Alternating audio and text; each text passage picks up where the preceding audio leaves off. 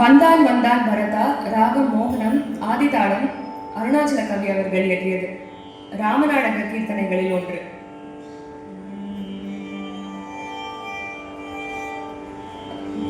இது ஹனுமான் பரதர் கிட்ட ராமர் வந்துட்டாருன்னு சொல்ற கான்டெக்ட்ல வருது. ராமன் 14 இயர்ஸ் வனவாசம் முடிச்சுட்டு வரேன்னு சொல்லியிருந்தார். அது வரைக்கும் பரதர் ஆழ்ந்திருந்தார் ராமரோட பாதுகை வச்சு.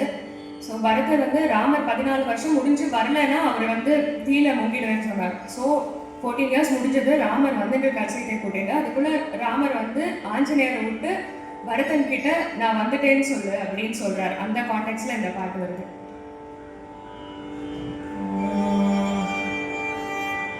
வந்தான் வந்தான்